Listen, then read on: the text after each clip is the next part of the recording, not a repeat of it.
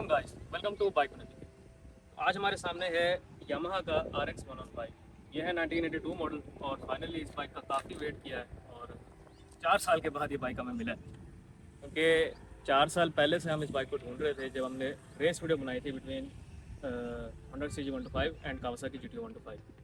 और उसके बाद अब जाके RX 115 मिला है और ये है हमारे भाई लेकर आए हैं जिनका, और इनका चैनल भी है अपना पिंक रॉक्स व्लॉग्स के नाम से, तो इसको लाजमी सब्सक्राइब करें। Thank you. और अब हम चलते हैं इसके रिव्यू की तरफ। पहले सवाल जवाब का सिलसिला स्टार्ट करते हैं। तो आपने इस बाइक को भी कितना चला लिया? इस बाइक को भी मैंने तकरीबन 600-700 किलोमीटर तक चलाया आफ्टर सेकंड रिस्टोरेशन। पहली रिस्टोरेशन तो 300 पे ठुस हो गई थी, तो अच्छा। सीज हो गया था। क्या हुआ था उसका? उसका पिस्टन जो था ना वो सीज मार गया था और वो मतलब रिस्टोर उस तरीके का नहीं हो पाया जैसे होता है। अच्छा। या फिर शायद हो सकता है कोई मेरी गलती की वजह से वो फिर वो दोबारा सिलेंडर वगैरह इसका स्लीव लगवाया जैनवन मंगवा के। पिस्टन इसका 75 नंबर पे इसका पिस्टन है।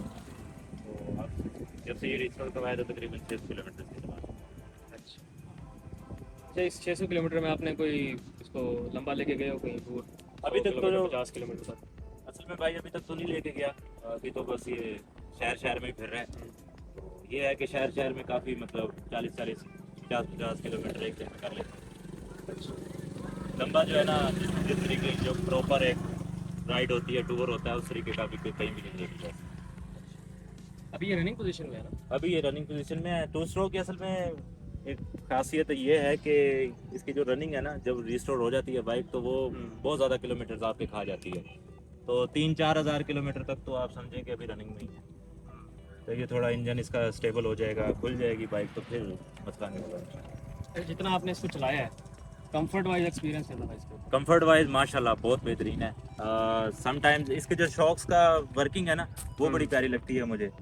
तो काफ़ी कंफर्टेबल राइड है। वो CG 125 वाली नहीं आती वाइब कि किसी फटा सीट पर बैठे हो। इसकी जो सीट है ना वो बहुत कंफर्टेबल है, शॉक्स इसकी बहुत अच्छे हैं। और माशाल्लाह ये सामने वाली शॉक आप देखेंगे ना तो अच्छा खासा साइज़ है। तो अब ये कितना है ये मुझे आइडिया नहीं है, बट बहुत कंफर्टेबल है। मज़ा आ जाता है बंदे को, जल्दी थकता नहीं। झटकों में मजा, वो सुकून रहता है ये वहाँ छोटे मोटे जो आप जैसे सोलंग पे लगा लें, सोलंग पे अगर CG 125 जा रहा है तो वो काफ़ी फील हो रहा होता है आपके। बट इसका जो है ये माशाल्लाह जा रहा होता है बेहतरीन तरीके से, कोई इतना इशू नहीं आता। पे। अच्छा, पावर में कैसा मोटरसाइकिल? पावर में बीस्ट है। अच्छा, कभी ऐसा मौका मिला कि 125 वाला तंग कर रहा हो और आपने भगा दिया साहब? अभी जब आपके पास आ रहा था तो ऐसे हुआ है कि एक्सपीरियंस। अच्छा, मतलब आज ही हुआ? आज आज ही होना था। तो फिर उसको बताया कि भाई मैं कोई चीज़ लेके फिर रहा हूँ। ठंडा करके आया? हाँ ठंडा करके आया। अच्छा, डेली यूसेज आपका इसमें 50 किलोमीटर का ही होता है? तकरीबन हाँ 40-50 किलोमीटर चला लेता हूँ डेली इसमें। तभी अच्छा। तो 600 किलोमीटर कर पाए, नहीं तो अभी तक ना होता 600 किलोमीटर।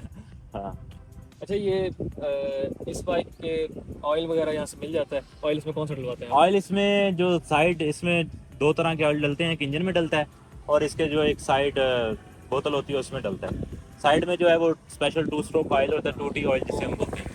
तो वो शेल वाला का भी मिलता है, PSO वालों का भी मिलता है।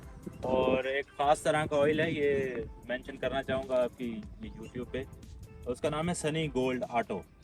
ठीक है, वो अक्सर जो पुरानी दुकान है ना तेल वाली जहाँ से वो मोबाइल वगैरह मिलते हैं खुले हुए, वहाँ से मिलता है। तो वो अभी मैं इसमें यूज़ कर रहा हूँ, मुझे उसकी परफॉर्मेंस बहुत अच्छी लगी। बहुत बाइक स्मूथ है, वो उसमें क्या जादू है ये मुझे नहीं पता। और शेल का भी मैंने यूज़ किया 2T, वो मैंने 300 किलोमीटर से पहले ही हटवा दिया था। वो एक तो स्मोक बड़ा अजीब तरीके की आ रही थी और उस तरीके की स्मूथनेस नहीं मिल रही थी। वो जब से मैंने वो सनी गोल्ड ऑटो डाला है ना, उससे बाइक काफ़ी रिलायबल हो गया। फिर आ जाते हैं इंजन की। अगर मैं बात करूँ इसमें कौन सा इंजन ऑयल यूज़ कर रहा हूँ, तो वो मैं यामा लूप का, ये जो अपने YBR और YBC वगैरह में डलता है। इसमें डलता थोड़ा सा ही है, मे बी 600 ml इतना कुछ डलता है। क्योंकि इस पे पूरे इंजन में इसका ऑयल नहीं जाता। वो कुछ खास पार्ट्स हैं जिसके जहाँ पर रोटेशन होती है, जहाँ पे रोटेशन होती है, और बाकी जैसे 4 स्ट्रोक में होता है, 4 स्ट्रोक का पूरा इंजन ही सब जो ऑयल में होता है, इसके कुछ पार्ट्स हैं जो ऑयल में होते हैं 2 स्ट्रोक इसी वजह से कम डलता है। इस वजह से इसमें कम है। अच्छा, इस मोटरसाइकिल में आपको अच्छाइयाँ क्या लगी हैं और बुराइयाँ क्या लगी हैं? मतलब अच्छाइयाँ? Pros and cons. हाँ बिल्कुल मैं समझ गया हूँ। अच्छाइयाँ तो माशाल्लाह सारी हैं, पर अगर बताना चाहूँ तो सबसे बड़ी जो चीज़ है वो इसकी पावर मुझे लगती है। पावर इसकी बहुत अच्छी है। और एक जो पिकअप चाहिए ना, जो 2 स्ट्रोक में होनी चाहिए, जिस लेवल की पिकअप होनी चाहिए उस लेवल की पिकअप है इसमें। इवन कि इसका जो 15.5 हॉर्स पावर है ये, बट फील ऐसे होता है कि आप कोई 20 हॉर्स पावर वाली जो बाइक है ना वो राइड कर रहे हैं। अच्छी खासी पावर है। इवन कि अभी रनिंग में है तो 110 तक इसको लेके गया हूँ मैं, बट इसकी जो टॉप स्पीड है वो गालबन मुझे जहाँ तक उम्मीद है कि 130 140 तक तो आराम से चली जाएगी। और बुरी जो चीज़ है, बुरी ये है कि यार ये चीज़ बाइक बंद हो चुकी है, ठीक है, और इसके पार्ट्स जो हैं वो लेना नहीं बड़ा मिलते। मुश्किल हो जाता है, और जहाँ से मिलते हैं फिर बहुत महंगे मिलते हैं, तो ये एक चीज़ है। बाकी ओवरऑल अब ऐसी कोई चीज़ नहीं है कि जिसको हम बैड और गुड से कंपेयर करें। अच्छा, मुल्तान में आपको इसके पार्ट्स ढूंढने के अगर मिले मौका तो वहाँ यहाँ मिल जाते हैं वैसे, या मुल्तान आपको में, बाहर से मिलते हैं? मुल्तान में भाई इसकी सिर्फ आपको बैक लाइट ही मिलेगी। अच्छा। हाँ हाँ, वो भी क्योंकि YB 100 की वाली है। हाँ, अदरवाइज मुल्तान में इसका और कोई पार्ट नहीं है। हाँ, ये सामना जो मडगार्ड है ये YBZ का लगाया हुआ है मैंने। अच्छा, इसका अपना सिल्वर में होता है, और जैसे अपने CG तो 125 उसको का। कलर करा के। हाँ, तो ये YBZ का मैंने लगाया। ये फिर चीज़ें जो है ना, मैं चाहता हूँ कि फ्यूचर प्रूफ हो जाए। अच्छा, मेंटेनेंस आपने इसकी करवाई है तो उसकी कितनी कॉस्ट आपको? एक्चुअली यार मेंटेनेंस का मैं एग्जैक्ट फिगर तो नहीं बता सकता आपको कि कितनी कॉस्ट आती है, क्योंकि जब भी मैं गया हूँ ना तो काम और भी होते हैं जो इसके हल्के फुल्के करवा लेता हूँ साथ साथ। बाकी अगर एक रफली आइडिया दूँ तो तकरीबन मैक्सिमम 15 से 2000 तक लग जाता है इसका मेंटेनेंस का। हाँ, क्योंकि एक तो इसका इंजन ऐसा है कि किसी किसी को समझ आता है, फिर जो काम करता है फिर वो उसने ज़ाहिर है पैसे भी अपने हिसाब से देते हैं, तो 2000 आप समझ लें रफली, बहुत ज़्यादा 2000। अच्छा, वैसे मैकेनिक आपको कोई अच्छा मिला अभी तक यहाँ पर? अच्छा मैकेनिक आपने भी अभी बताया कि यहाँ पे एक भाई हैं, वो भी है। बाकी अल्हम्दुलिल्लाह से वो उस्ताद फयाज हैं। मैंने तो उनको उस्ताद मान लिया है अपने नज़रिए में, क्योंकि उन्होंने माशाल्लाह बहुत चीज़ें उसकी सेट की हैं जो किसी और से नहीं हो सकी। हालांकि मैंने लाहौर भी भेजी थी एक बंदे के पास, अब वो बंदे का नाम नहीं लूँगा, फिर वो कहते हैं ना कि गिबत में बात आ जाती है, तो बस उसने बड़ा झटका दिया मुझे, चंगा भला खर्चा भी करवा दिया, और इस तरीके का फिर बाइक नहीं बन पाई। और ये जो अपने इधर फुआरे चौक पे बैठे हैं उस्ताद फयाज, तो उनके पास इसका काम वगैरह सही हो जाता है, और तसल्ली बख्श, मतलब तसल्ली हो जाती है मेरी कि पैसे बंदा दे, पैसे तो जितने मर्जी दे दे वो कोई मसला नहीं है, ये है कि काम उस तरीके का होना चाहिए, और तसल्ली वो होनी बंदा चाहिए। काम उस तरीके का कर देता है, बस ये माशाल्लाह एक्सपीरियंस है। अच्छा।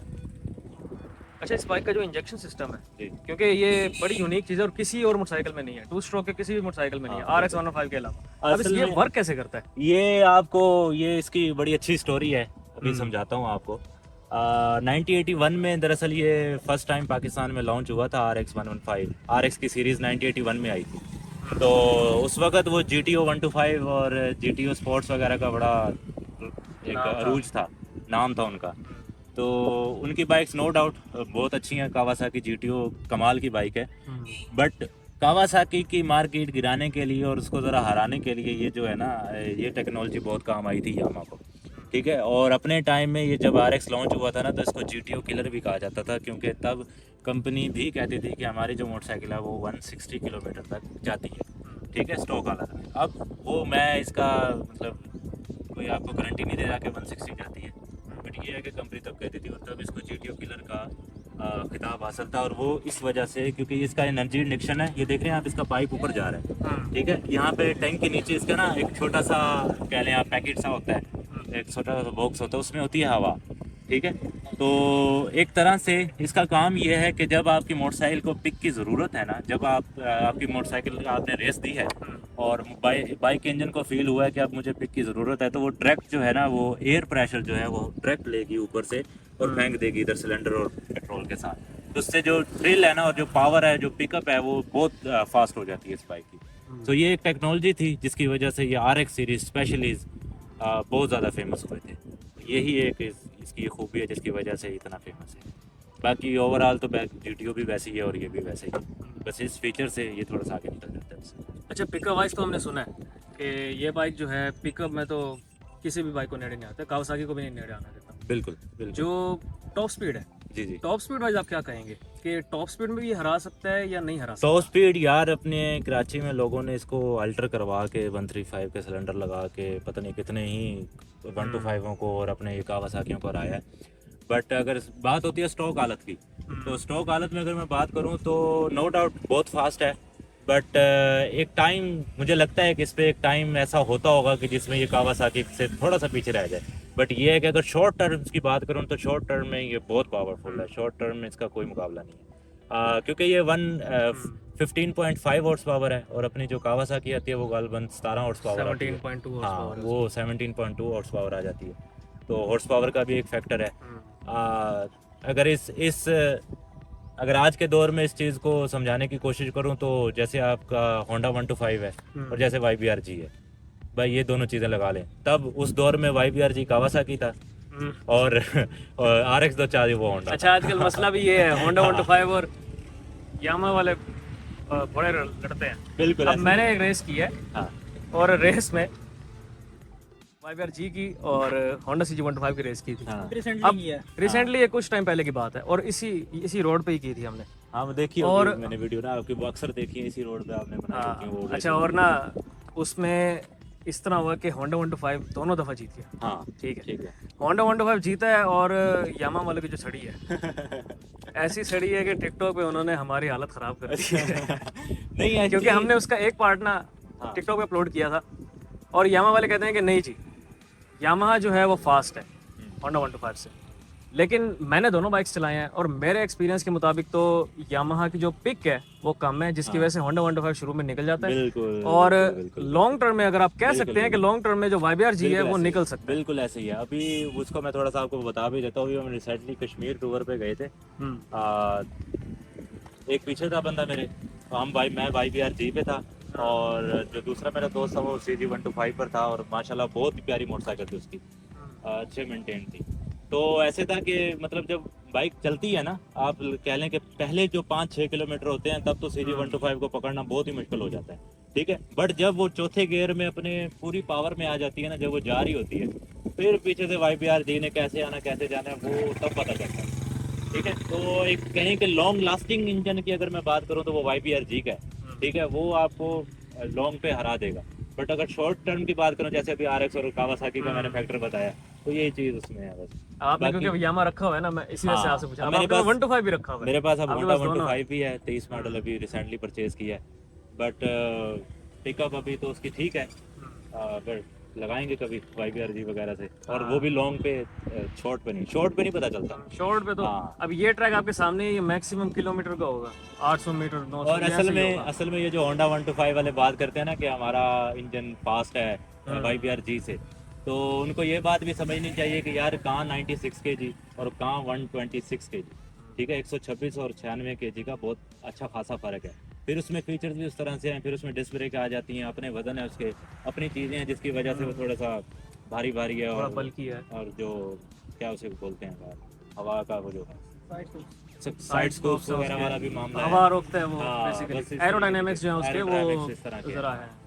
बाकी नो डाउट YBR-G अगर आप मुझसे पूछोगे अच्छा, होंडा अब 125 अगर आप हमसे ही पूछेंगे ना तो हम भी ये कहेंगे कि भाई बेशक 125 थोड़ा सा फास्ट है बिल्कुल। शुरू में, लेकिन हम YBR-G प्रेफर करेंगे। YBR-G इज बेस्ट, YBR-G उसकी बहुत सारी रीजंस हैं, बिल्कुल। अब वो रीज़न बाद में समझा दूंगा तसल्ली से। अच्छा जी, तो इस पे खुदा ना खास्ता कोई एक्सीडेंट हुआ आपका अभी तक? मेरा तो नहीं हुआ अल्हम्दुलिल्लाह से। बाकी ये है कि जिस बंदे से मैंने परचेज की थी तो वो मुझे बताता है कि उसका एक्सीडेंट वो हुआ था। अच्छा। तभी आप देखेंगे ना तो ये इसकी ये जो चीज़ें हैं ये बैंड हुई हैं, ठीक है। ये सही तरीके से बैठी नहीं हुई है, ब्रेक वगैरह देख लें, पल्ले से आप देखेंगे तो ऐसा। तो वो रेस में था तो ये चीज़ें रेस में बस उसका एक्सीडेंट हुआ था। अच्छा। और खुद भी उसने टांग वगैरह तोड़वा ली थी, इसका भी बेड़ा गर्क हो गया। फिर उसके बाद रिपेयर वगैरह कराया, अल्हम्दुलिल्लाह अभी तक मेरा इसमें कोई एक्सीडेंट वगैरह नहीं। अच्छा जी, ये बाइक आप किसी और को रेकमेंड करेंगे? ये यार बाइक अब दिल से पूछें तो बिल्कुल पसंद है, मेरी बहुत फेवरेट बाइक है ये। मैं इवन के YBR-G से भी ज़्यादा इसको मोहब्बत करता हूँ। पर ये है कि एक नया बंदा जो टू स्ट्रोक के शौक में आ रहा है और उसने पहले कभी टू स्ट्रोक नहीं चलाई, तो उसे मैं कहूँगा कि यार इस तरफ ना आए, ठीक है। क्योंकि ये जो चीज़ है इसको थोड़ा समझना मुश्किल हो जाता है एक नए बंदे के लिए। अगर वो अंबानी का भाई है तो आ जाए। तो अगर पैसे भाई उसके पास अच्छे खासे हैं और एक बंदा ऐसा उसके पास ज़रूर है जो खींच सके इसको जहाँ बंद हो और वहाँ खींच के घर ले आए या मैकेनिक के पास ले जाए, फिर इस चीज़ में आ जाए, अदरवाइज बड़ा जलील करने वाली चीज़ है। चलो जी, ये था हमारा एक छोटा सा थोड़ा सा लंबा रिव्यू, और उम्मीद आपको रिव्यू पसंद आया होगा। तो अब करते हैं इसका साउंड टेस्ट, उसके बाद करते हैं खुदा हाफिज़।